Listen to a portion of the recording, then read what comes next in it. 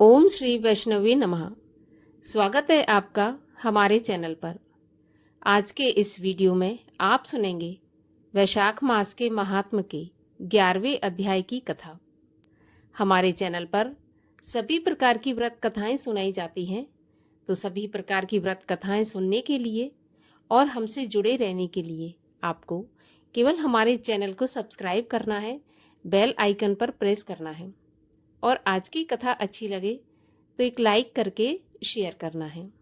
तो चलिए अब हम सुनते हैं परम पावन वैशाख मास के महात्म की 11वें अध्याय की कथा।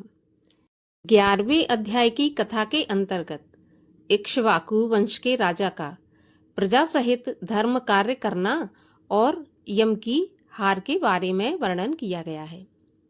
राजा मैथिल बोले, हे महाराज, आपने जो वैशाख मास के धर्म का वर्णन किया है वह बड़ा ही सुलभ है, जिनसे विष्णु भगवान प्रसन्न होकर तत्काल अर्थ, धर्म, काम, मोक्ष प्रदान करते हैं।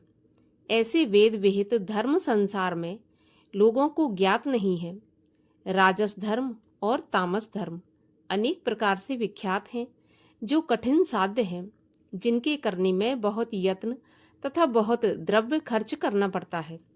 कोई माघ मास की, कोई चातुर्मास की और कोई व्यातिपात धर्म की प्रशंसा करते हैं। ये क्या कारण है, सो मुझसे कहिए। श्रुतदेव जी बोले, हे राजन, वैशाख के कर्तव्य धर्म प्रख्यात क्यों नहीं है और अन्य धर्मों की संसार में ख्याति क्यों है, सो सुनो। संसार में रजोगुणी और तमोगुणी पुरुष बहुत हैं, जो पुत्र, पौत्र तथा धन संपत्ति आदि सांसारिक भोगों को दिन रात चाहने वाले होते हैं। कोई बिरला ही मनुष्य स्वर्ग पाने के लिए यज्ञ आदि धर्म कार्य करते हैं। बड़े बड़े कर्मों द्वारा तुच्छ आशा के लिए अपने अभीष्ट कार्य की सिद्धि चाहते हैं। इसीलिए राजस और तामस धर्म संसार में प्रख्यात हैं। जो सात्विक धर्म भगवान को प्रसन्न करने वाले हैं, वे छुपे हुए हैं, जिसमें ऐहिक और पारलौकिक दोनों ही सुख की प्राप्ति होती है। उसे भगवान की माया में घिरे हुए मूढ़ बुद्धि वाले मनुष्य नहीं जानते कि यह पृथ्वी पर गोपनीय है। जो वैशाख मास के कहे हुए धर्मों में सतोगुणी मनुष्य के धर्म है, इसका कारण मैं तुम्हें बताता हूँ, सो सुनो।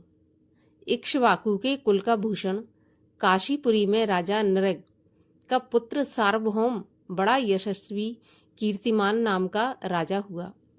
यह जितेंद्रिय, क्रोध को जीतने वाला, ब्राह्मण और राजाओं में उत्तम था। एक दिन राजा आखेट करता हुआ वशिष्ठ जी के आश्रम की ओर जा पहुंचा, तो मार्ग में महात्मा वशिष्ठ जी के शिष्यों को, जो कहीं प्याऊ लगा रहे थे, कहीं छाया मंडप बनवा रहे थे, कहीं वापी निर्मल करवा रहे थे, कहीं बैठे हुए मनुष्यों की पंखों से हवा कर रहे थे, कहीं पर सुगंधित वस्तु एवं फलों को दे रहे थे, मध्याह्न के समय छतरी दान कर रहे थे, सायंकाल के समय ठंडे पेय पदार्थ एवं तांबूल दे रहे हैं, कहीं पर नेत्रों में कपूर लगा रहे हैं। यह देखकर राजा ने पूछा कि तुम कौन हो और ये सब क्या कर रहे हो? तब वे बोले, हम गुरु वशिष्ठ जी के शिष्य हैं और हम वैशाख में कर्तव्य कर्मों को गुरु वशिष्ठ जी की आज्ञा से कर रहे हैं, जिसके करने से धर्म, अर्थ, काम और मोक्ष की प्राप्ति होती है। और विशेष फल जो तुम पूछना चाहते हो, तो हमारे गुरु जी से जाकर पूछो। हमारे पास इतना समय नहीं है जो हम आपको बता सकें। ये सुनकर राजा वहां से तत्काल चल दिया और गुरु वशिष्ठ जी के आश्रम में जाकर मुनि को प्रणाम किया। मुनि से सम्मानित हो राजा कहने लगे, हे मुनीश्वर, मैं मार्ग से थककर आतिथ्य सत्कार की इच्छा से आपके पास आया था। मैंने मार्ग में आपके शिष्यों को शुभ कर्म करते हुए देखकर उनसे पूछा कि यह सब कर्म किस लिए और क्यों तथा किस फल की कामना से कर रहे हो। तब उन्होंने मुझे आपके पास भेज दिया और कहा कि हमारे पास बताने को इतना समय नहीं है, आप हमारे गुरुजी के पास जाकर पूछो। इसलिए मैं आपके पास आया हूँ ताकि आपसे इन धर्मों को मैं सुन सकूं। मुझे यह सब जानने की प्रबल इच्छा है। तब वशिष्ठ जी ने प्रसन्न हो राजा को वैशाख मास के विधि पूर्वक सब धर्म कर्म बताए और कहा, हे राजन, तुम अपने राज्य में प्रजा को भी आदेश दो और जो कोई वैशाख में शुभ धर्मों को ना करे उसे दंड दो। इस प्रकार वशिष्ठ जी से वैशाख मास के सब धर्म सुनकर भक्ति पूर्वक उनकी पूजा कर राजा अपने घर चला आया और सभी धर्म करने लगा। देव देव निरंजन केशव भगवान में बड़ी प्रीति करने लगा और हाथी पर ढोल रखवाकर अपने राज्य में सूचना करा दी कि 8 वर्ष से लेकर 80 वर्ष तक के वृद्ध, पिता, पुत्र, भार्या, इष्ट मित्र आदि कोई भी क्यों न हो, मेष की संक्रांति में सूर्योदय से पहले जो स्नान नहीं करेगा और वैशाख के धर्मों को नहीं मानेगा, उसको चोर के समान समझकर मैं दंड दूंगा और देश से निकाल दूंगा। गांव-गांव में एक एक धर्म उपदेशक ब्राह्मण नियुक्त कर दिए और 5-5 गांवों के ऊपर एक एक अधिकारी नियुक्त किया। ऐसे धर्महीनों को दंड देने के लिए 10-10 सवार भी नियुक्त किए गए। इस प्रकार इस चक्रवर्ती राजा के शासनकाल में यह धर्म वृक्ष सब देशों में विस्तार पूर्वक फैल गया। जो मनुष्य प्रमाद से भी इस राजा के नगर में मर जाते थे, उनको निस्संदेह विष्णु लोक प्राप्त होता था और यमलोक नहीं जाता था। इस प्रकार सूर्यवंशी राजा ने यम के लेखों को मिटा दिया, जिससे चित्रगुप्त के पास लिखने के लिए कुछ भी काम नहीं रहा। सभी पापी लोगों से नरक खाली हो गया। वैशाख के प्रभाव से सभी प्राणी निर्मल रूप धारण करके विष्णु लोक जाने लगे। देवलोक भी खाली हो गया। इस प्रकार स्वर्ग और नरक दोनों खाली हो गए। तब नारद जी धर्मराज के पास जाकर बोले, हे राजन, नरक में पहले जैसा हाहाकार शब्द अब सुनाई नहीं देता। खोटे कर्म करने वाले, माया और दंभ से लिप्त पापी मनुष्य तेरे लोक में क्यों नहीं आते? चित्रगुप्त के पास भी कोई लिखा पढ़ी का काम नहीं है। वह भी मुनि की भांति हाथ पर हाथ धरे मौन बैठा है। इसका क्या कारण है? तब धर्मराज बोले, हे नारद जी, आजकल पृथ्वी पर जो राजा है वह ऋषिकेश पुराण पुरुषोत्तम का बड़ा भक्त है। उसने अपने देश भर में मुनादी करा दी कि 8 वर्ष से लेकर 80 वर्ष तक के सब छोटे बड़े तथा बूढ़े मेष की संक्रांति में वैशाख मास में वैशाख धर्म करें। उल्लंघन करने पर वे दंड के भागी होंगे।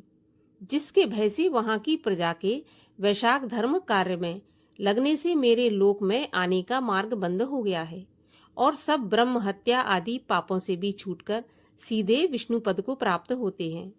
अब मुझे कुछ दिखाई नहीं देता, अतः मैं उस महाबली से युद्ध करके उसे मारूंगा। यदि वह मुझसे नहीं मरेगा तो मैं ब्रह्मा के पास जाकर उससे सब निवेदन करके स्वस्थ हो जाऊंगा। इस प्रकार नारद जी से सलाह कर मृत्यु, रोग, जरा आदि सेवकों तथा 50 कोटि यमदूतों को साथ लेकर यमराज दंड उठाकर भैंसे पर चढ़कर पृथ्वी पर आया और शीघ्र ही उस राजा की पुरी को घेर कर महाशंखनाद करने लगा। जब राजा ने यह सुना कि यम ने आकर मेरी पुरी चारों तरफ से घेर ली है, तब अत्यंत क्रोध करके अपनी सब सेना सजाकर नगर के बाहर आया। दोनों में घनघोर युद्ध हुआ। राजा ने यम की सारी सेना मृत्यु, काल, रोग तथा दूतों के स्वामी आदि को जीतकर क्षण भर में भगा दिया। यह देखकर क्रोध करके यमराज ने राजा के ऊपर अपने अनेकों बाण चलाए और ढाल तलवार उठाकर राजा को मारने के लिए आया। तब राजा ने 3 बाणों से यमराज के धनुष, ढाल, तलवार आदि सब काटकर गिरा दिए और काल सर्प की तरह फुंकारता हुआ एक तीक्ष्ण बाण यमराज के मस्तक में मारा।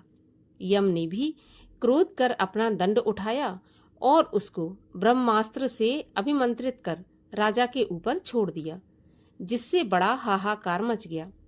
तब भगवान विष्णु ने अपने भक्त की रक्षा के लिए सुदर्शन चक्र छोड़ा, जो रण में आकर ब्रह्मास्त्र का निवारण करके यम को मारने को उद्यत हुआ। यह देखकर राजा सुदर्शन चक्र को नमस्कार कर स्तुति करने लगा। हे भगवान विष्णु के हाथ के आभूषण, हे सहस्त्रधार, तुमको नमस्कार है। तुमको संपूर्ण प्राणियों की रक्षा के लिए भगवान ने धारण किया है। हे महाबली विष्णु भक्त, आप इस यम की रक्षा करिए। तब सुदर्शन चक्र राजा की स्तुति करने पर बैकुंठ धाम को चला गया और यम बहुत उदास होकर ब्रह्मा के पास गया, जहां लोकपाल और दिक्पाल बैठे उपासना कर रहे हैं। चारों इतिहास पुराण शरीर धारण कर खड़े हुए हैं। समुद्र, नदी और सरोवर मूर्तिमान बैठे हैं। पीपल आदि सभी वृक्ष खड़े हैं।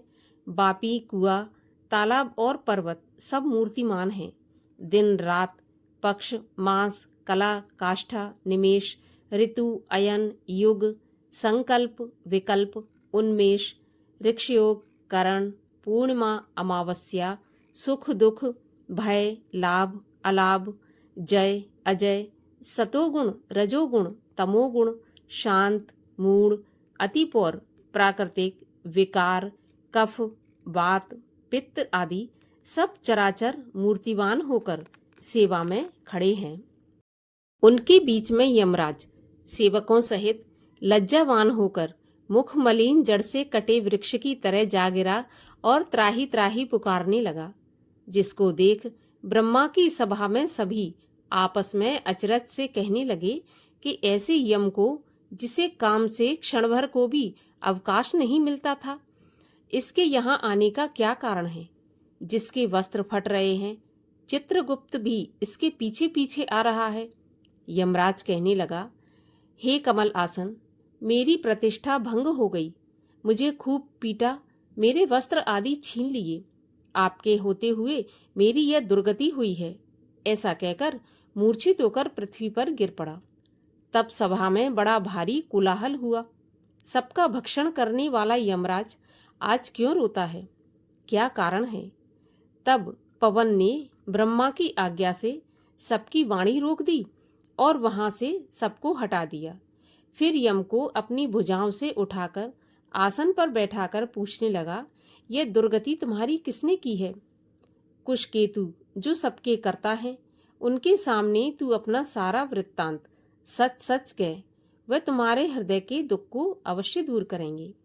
तब पवन के कहने पर यमराज कुशकेतु के पुत्र के मुख की ओर देखकर बड़े दीन स्वर और गदगद वाणी से सत्य बात कहने लगा। अब इसके आगे की कथा हम सुनेंगे 12वें अध्याय में अगले वीडियो में। आज की कथा अच्छी लगी हो तो एक लाइक अवश्य करके अगली कथा सुनने के लिए चैनल को सब्सक्राइब अवश्य कर लीजिएगा।